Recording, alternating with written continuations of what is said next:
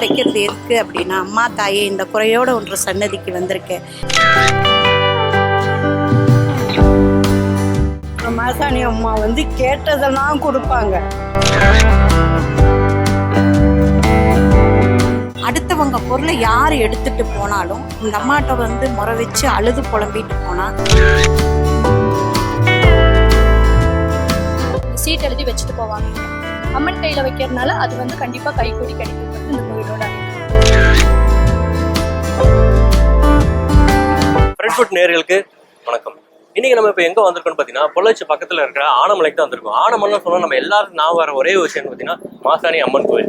இப்போ மாசாணி அம்மன் கோயில் தான் நிற்கிறோம். இன்னைக்கு வந்து அமாவாசைன்றதுனால இங்கே கூட்டம் ரொம்ப அதிகமாக இருக்குன்றாங்க. இப்போ உள்ளே போய் கோவிலில் என்ன மாதிரியான வழிபாடு முறைகள் இருக்குது, இப்போ என்ன மாதிரி விஷயங்கள்லாம் வந்து இங்கே ஃபாலோ பண்ணுறாங்கிறத எல்லாத்தையும் டீட்டெயிலாக அந்த வீட்டில் பார்க்குறோம். வாங்க நிகழ்ச்சிக்குள்ள போகலாம். இப்போ நம்ம கோயிலுக்கு வர்றதுக்கு முன்னாடி முதல் ஆர்ச்சி ஒன்று இருக்குது. ஸோ வரிசையாக 2 ஆர்ச்சி இருக்குது. முதல் ஆர்ச்சியில் பார்த்தீங்கன்னா என்ட்ரன்ஸில் வந்து சீட் எழுதிட்டு போகணும்னு சில நிறைய பேர் சொல்லிட்டு இருக்காங்க. அது என்ன டீட்டெயில் தெரியல, அதை அவங்ககிட்ட கேட்டு தெரிஞ்சுக்கலாம். வணக்கம்மா. வணக்கங்கண்ணா. உங்க பேருங்கம்மா? கலைவாணிங்க. கலைவாணிங்களா? சீட் எழுதுனா என்னதுமா அது? இந்த சீட் வந்து அம்மனோட வலது கையில வைக்கக்கூடியதுங்க. நம்ம பேரு ஊரு எழுதி நம்ம என்ன பிரார்த்தனைக்கு, ஒரு குழந்தை பாக்கியம், வீடு மனை அமைச்சு கொடுக்கணும், தொழிலுக்கு, படிப்புக்கு, வேலை வாய்ப்பு, வீடு கட்டுறதுக்கு என்ன நம்ம மனசுல வேண்டி வந்திருந்தாலும் நம்ம பிரார்த்தனைகளை எழுதி கொண்டு போய் கோயிலுக்குள்ள 5 ரூபா கொடுத்து டிக்கெட் வாங்கணுங்க. டிக்கெட் வாங்கி ஐயர் கையில கொடுத்தா ஆத்தா கையில வைப்பாங்க. நமக்கு சீட் ஆத்தா கையில வைக்கும் போது நம்ம வேண்டுதல்கள் அப்படியே நிறைவேறுங்கிறது ஐதீகம். அதுக்காகத்தான் இந்த சீட் எழுதி அம்மன் கையில வைக்கிறது. வீட்டுல இருந்து வரும்போது சில பேர் எழுதிட்டு வரலாங்களா? எழுதிட்டு வரலாங்க, அதெல்லாம் ஒண்ணு எழுதிட்டு வரலாம். ஆனா வந்து இது வந்து இங்க வந்து கோயில வச்சு எழுதுறது கொஞ்சம் சிறப்புன்னு சொல்லுவாங்க. வீட்டுல இருந்து எழுதிட்டு வந்தாலும் அதை ஐயர்கிட்ட டிக்கெட் வாங்கி கொடுத்தாலும் ஆத்தா கையில வைப்பாங்க. அவங்களே வந்து எழுதிப்பாங்க. பேர் மட்டும் எழுதி கொடுத்துருங்க. பேர் ஊரு எழுத தெரிஞ்சவங்க அவங்களே எழுதிக்குவாங்க. எழுத தெரியாதவங்களுக்கு எழுதி கொடுத்துருவோம். இங்க காசு வாங்க கூடாது. உள்ளதான் 5 ரூபா கொடுத்து டோக்கன் வாங்கிக்கணும். அப்ப நீங்க வந்து ரசீது ஃப்ரீயா தான் கொடுக்கணும். அங்க உள்ள போய் டோக்கன் வாங்கி நம்ம 5 ரூபா கோயிலுக்குள்ளார டிக்கெட் 5 ரூபா டிக்கெட் வாங்கினா தான் அம்மன் கையில வைப்பாங்க. நம்ம என்ன வேண்டுதல் வேண்டி வந்தாலும் நடக்குங்க. சரிங்க. ஆரம்பத்துல நானும் கூட பார்க்கும்போது இங்கதான் சீட்டு வாங்க போல நினைச்சிட்டு இருந்தேன். ஆனா உள்ள வந்து நம்ம 5 ரூபா சீட்டு வாங்கினாலே போதும் இருக்காங்க. ஸோ அதுதான் அம்மன் கையில வைக்கும்போது கண்டிப்பா நம்ம வேண்டுதல் நிறைவேறும்னு சொல்லியிருக்காங்க. இன்னும் உள்ள போய் என்னென்ன விஷயங்கள் எப்படி நடக்குன்னு சொல்லி பார்க்கலாம். நம்ம மாசாணி அம்மன் கோயில்ல முக்கியமான நுழைவாயில நுழைஞ்ச உடனே பார்த்தீங்கன்னா 2 புறமும் பார்த்தீங்கன்னா கடைகள் வரிசையா இருக்கு. இதுல முதல்ல கடையில வந்து தான் நம்ம நின்றுட்டு இருக்கோம். ஸோ அங்க இருக்கிறவங்க கிட்ட கேட்டு என்னென்ன விசேஷங்கள் எப்படி நடக்கும் சொல்லலாம் டீட்டெயிலாக கேட்டு தெரிஞ்சுக்கலாம். வணக்கங்கம்மா. உங்க பேர்? வணக்கங்க, என் பேர் சந்திரலேகா. எத்தனை வருஷம் நீங்க கடை போட்டுருக்கீங்க? நாங்க இங்க 15 வருஷமா இருக்கோம். 15 வருஷமா கடை போட்டுருக்கீங்களா? சரிங்கம்மா. உங்க பேருங்கம்மா? என் பேர் அம்மணி அம்மா. ஓகே. எத்தனை வருஷம் நீங்க கடை போட்டுருக்கீங்க? 40 வருஷமா. 40 வருஷமா போட்டுருக்கீங்களா? ஸோ உங்களுக்கு பார்த்தாலே தெரியுங்க 40 வருஷமா 15 வருஷமா சொல்லி ரொம்ப எக்ஸ்பீரியன்ஸாக தாங்க இருக்காங்க. இந்த கோயிலோட தலை வரலாறு எப்படி சாமி? இங்க வந்து ஒரு கண்திஷ்டி, ஓமல், செய்வினை, காத்து கருப்பு, தோசை நிவர்த்திகள், பரிகாரங்கள், முன்ஜென்ம வினைகள், குடுக்கல் வாங்கல் பிரச்சனை, கோர்ட்டு வழக்கு பிரச்சனைகள், பொருள் திருட்டு, நம்பிக்கை மோசடி, வெகு நாட்களாக வீடு கட்டுறது பகுதியிலே நிற்கிறது, இந்த மாதிரி காரியங்களுக்கெல்லாம் தாய்கிட்ட வேண்டிட்டு மிளகா அரைச்சி பூசிட்டு போவாங்க. மிளகா அரைக்கிறது எதுக்கு அப்படின்னா, அம்மா தாயே இந்த குறையோட ஒன்று சன்னதிக்கு வந்திருக்கேன். இப்பிரச்சனையெல்லாம் உன் பாதத்தில் சுமையாக இறக்கி வச்சுட்டு போகிறேன். இந்த குறைகளை தீக்கிறதுக்கு நீ என்ற இல்லடம் வரணும். என்ற இல்லடத்துக்கு வந்து இந்த அம்மாவுடைய கோரிக்கையை வந்து நம்ம 8, 16, 30, 60, 90 நாளுக்குள்ளே நம்ம இந்த அம்மாவை நாடி வந்து அந்த கோரிக்கையை செஞ்சுட்டு மிளகா அரைச்சி பூசிட்டு போனால் அந்த 90 நாளுக்குள்ளே நம்ம நினச்ச காரியம் ஜெயமாகும். அதுக்கப்புறம் தாயாருக்கு வந்து எண்ணெய் காப்பு சாத்துவாங்க. நிறைவேறினதுக்கு அப்புறம் எண்ணெய் காப்பு செய்வாங்க. ஒவ்வொருத்தரும் உள்ளன்போட வேண்டதை பொறுத்தளவு 3 நாள்லேயும் நடக்கலாம் நம்ம கோரிக்கை, 30 நாட்கள்லையும் நடக்கலாம். ஆனால் நம்மளோட கோரிக்கைகள் 90 நாளுக்குள்ள பரிதமாகும். சரிங்களா? தவிர்த்து வேற என்ன பண்ண கல்யாண காரியத்துக்கு வேண்டிட்டு மாங்கல்ய கயிறு கட்டிட்டு போவாங்க. அம்மா தாயே இந்த மாங்கல்ய கயிறை உனக்கு கொடுத்துட்டு போகிறேன், நீ வந்து உன்னோட ஆசீர்வாதத்தில் என் குழந்தைக்கு மாலை எடுத்து கொடு அப்படின்னு வேண்டிட்டு போவாங்க. அதுக்கு தகுந்த மாதிரி அம்மா அந்த காரியத்தை நடத்தி கொடுப்பா. சரிங்க. இப்போ மிளகா அரைச்சி பூசுறாங்க, அதுக்கு வந்து எதுவும் காரணங்கள் இருக்குங்களா? முதல்ல எப்படி தலைமுறை எப்படி வந்துச்சுன்னு தெரியுங்களா? இந்த அம்மா வந்து ஒரு நீதி தேவதை, மாசாணி அம்மன் நீதி தேவதை. அந்த அம்மாகிட்ட வந்து உண்மையான கோரிக்கைகள் எதுவாக இருந்தாலும், அதாவது பில்லி, சூனியம், ஏவலெல்லாம் இந்த அம்மாகிட்ட நிலைக்காது. இந்த அம்மா வந்து அதே மாதிரி அடுத்தவங்க பொருளை யார் எடுத்துகிட்டு போனாலும் இந்த அம்மாட்ட வந்து முறை வச்சு அழுது புலம்பிட்டு போனால் அந்த குறைகளை வந்து கரெக்டாக கண்டுபிடிச்சி கொடுப்பான். வெகு நாட்களாக கோர்ட்டில் கேஸ் நடந்துக்கிட்டே இருக்குது. அந்த கேஸ் வந்து நடைமுறையில் இருந்துகிட்டே இருக்குது. அம்மா நீ நீதி காத்து அந்த கோர்ட்டு வழக்கு எனக்கு சீக்கிரம் முடிச்சு கொடுக்கணும் அப்படின்னு வந்து வேண்டுனா அந்த காரியங்களை நடத்தி கொடுப்பான். சரிங்க. இதை தாண்டி வேற ஏதாவது வழிமுறை? தொட்டில் குழந்தை வரம் கேட்டுட்டு தொட்டில் கட்டுவாங்க தாயாருக்கு. அதே மாதிரி அந்த அம்மா வந்து அந்த குழந்தை பாக்கியத்தை குழந்தை செல்வத்தை கொடுப்பாங்க. அதுக்கு தகுந்த மாதிரி நம்ம வந்து இங்கே பூஜை செஞ்சுருக்கோம். சரிங்களா? கோரிக்கை சீட்டுன்னு இருக்கு, முறைச்சீட்டு. அந்த சீட்டில் வந்து நம்ம எழுதி நம்மளுடைய கோரிக்கைகளை, அதாவது நம்ம ஒரு இடம் பொருள் வாங்கணும், வீடு கட்டணும், குழந்தைகளோட படிப்பு, நம்மளோட தொழில் முன்னேற்றங்கள், இதையெல்லாம் நினச்சி நம்ம செய்கிற பிஸ்னஸ் நல்லா இருக்கணும், இதையெல்லாம் நினச்சி நம்ம அந்த தாயாருக்கு கோரிக்கை சீட்டில் எழுதுனா அந்த சீட்டை வந்து அம்மாவுடைய விரலில் கட்டுவாங்க. அது வந்து அதே மாதிரி அம்மா வந்து எத்தனை நாள் கட்டி வச்சிருப்பாங்க? அந்த கோரிக்கை சீட்டை நம்ம எழுதி நம்ம கட்டும் போது ஒவ்வொருத்தரோட உள்ளன்பை பொறுத்து அம்மா வந்து அந்த காரியத்தை சக்ஸஸ் பண்ணி கொடுப்பாங்க. வீட்ல இருந்து வரும்போது கூட நம்ம எழுதிட்டு வரலாம். இங்க வந்து சீட்டு பிரார்த்தனை சீட்டுன்னு இருக்கு, அதை வாங்கி நம்ம எழுதி ரசிப்ட் 5 ரூபாய்க்கு வாங்கி உள்ள கொடுத்தோம்னா அம்மா விரல கட்டி பூஜை பண்ணுவாங்க. சரிங்களா? அம்மாவுக்கு இங்க வந்து அந்த அம்மாவுக்கு பிடித்தமானது மாலை புடவை. அந்த மாலை புடவை எடுத்து சாத்தி வேண்டுதல் வச்சுட்டு போவாங்க. சரிங்க. நம்பி வரவங்களுக்கு அத்தை கைவிட மாட்டான். எல்லாத்தையும் நல்லா வச்சிருக்கோம். சரிங்க. சரிங்கம்மா. இப்போ வந்து நீங்க 40 வருஷமா இங்க வந்து கடை போட்டுருக்கீங்க. உங்க அனுபவத்தை நிறைய பேர் பார்த்துருப்பீங்க. நிறைய பேர் வந்து வேண்டுதலுக்கு வந்திருப்பாங்க. நிறைய பேர் வேண்டுதலோட நிறைவே இருக்கும்.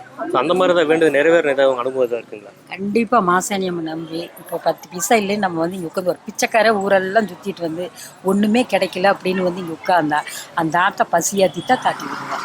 கண்டிப்பாக நிறைவேறும். என்ன வயிற்று பசியோடு வந்தா இங்கே நல்லா ஆறாமரா உட்காந்து கொஞ்ச நேரம் மாசாணியம்மனை நினச்சி உட்காந்தா அந்த அம்மா வயிற்று பசியில் போய்கிட்ட தாட்டி விடுவோம்.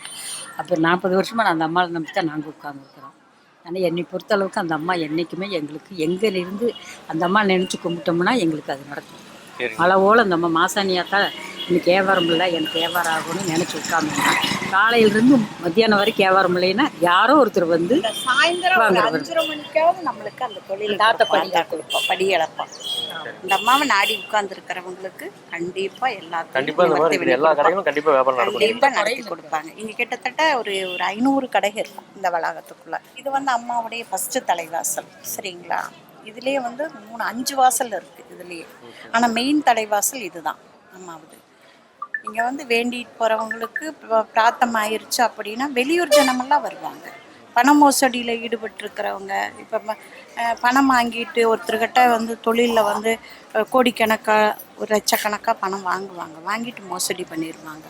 என்னை இப்படி மோசடி பண்ணிட்டாங்க, வெளிநாட்டுக்கு அனுப்புறேன்னு சொல்லி பணம் வாங்கினாங்க, இப்படி என்னை மோசடி பண்ணிட்டாங்க அப்படின்னு நினச்சி அழுது புலம்பி இங்கே அம்மாட்ட வந்து மிளகா அரைச்சி பூசிட்டு போனால் அந்த எப்படியோ இது அந்த பணத்தை வந்து அம்மா வந்து கண்டிப்பாக வாங்கி கொடுத்துருவோம். நம்பிக்கை தான் தாயார்கிட்ட மெயின். இப்போ வந்து நீங்கள் வந்து 40 வருஷமாக கடை போட்டுருக்கீங்க. இப்போ ஆரம்ப கட்ட காலங்களில் வந்து பக்தர்கள் வருகை எப்படி இருந்துச்சு, இப்போ எப்படி இருக்கு? ஏன்னா இப்போ வந்து டிஜிட்டல் நிறைய ஆரம்ப கட்டத்தில் வந்து செவ்வாய்க்கிழமை, வெள்ளிக்கிழமை, ஞாயிற்றுக்கிழமை இது இந்த நாள் நம்ம வருவாங்க. வந்து ஒரு 12 மணியோட பூஜை முடிஞ்சு போயிடும். ஜனங்க வந்து பஸ்ஸு தொகையே நிறைய இல்லை. அப்போ ஜனங்களும் அந்த 12 மணி பூஜை பார்த்துட்டு முடிச்சிருவாங்க. இப்போ வந்து நிறைய ஜனங்க வர்றாங்க. டெய்லியும் ஜனங்க பழனியில் எப்படி கூட்டம் வருதோ அதே மாதிரி இங்கே அப்படி வருது. இப்போ பொறுத்தளவுக்கு வந்து மாசாணியம்மனை வந்து வெளிநாடு முதல் கொண்டு எல்லாம் மதிக்கிறாங்க. வெளிநாட்டிலேருந்து எல்லா நாட்டிலேருந்து வர்றாங்க. அந்த அம்மனோட இது வந்து எல்லா பக்கமும் இருக்குது.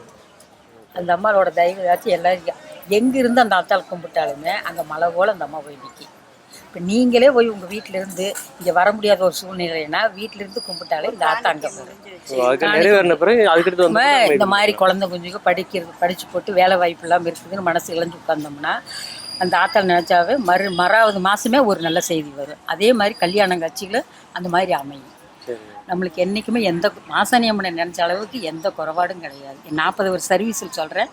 இந்த ஆத்தாள் நம்பித்தான் நாங்கள் உட்காந்துருக்கேன். எங்களுக்கு எப்போவுமே சாமி எங்களுக்கு நல்ல வழி தான் விடுது. 40 வருஷத்துக்கு முன்னாடி நீங்கள் ஆரம்பிக்கும் போது அதே மாதிரி கடைகள் இருந்துச்சு. கடை 8 கடை இருந்தது. ஆமாம், நாங்கள் கடை வைக்கல, பூக்கடை தான் வச்சுருந்தோம். இப்போ வைக்கல 8 கடை தான் இருந்தது. இப்போ கடை வந்து நிறைய ஆயிடுச்சு. சும்மா ஒரு சிம்பிளான ஒரு தகர கோயிலில் தான் அம்மா இருந்தா ஃபர்ஸ்ட் ஆரம்ப காலகட்டங்களில். இப்போ வந்து பட்டி தொட்டியெல்லாம் மக்கள் பெருகவும் இப்போ நாளுக்கு நாள் ஜனங்க பெருகிட்டு தான் வராங்க. இந்த தாயாரோட மகிமையை தெரிஞ்சுக்கிட்டு நாளுக்கு நாள் வந்து ஜனங்க பெருகிட்டு இருக்காங்க. கிட்டத்தட்ட எங்களை பொறுத்து எங்கள் மாதிரி இருக்கிற லேபர்ஸு கடை வச்சுருக்கிறவங்களே இன்னைக்கு கிட்டத்தட்ட இது ஒரு 10,000 குடும்பம் இருக்கும்.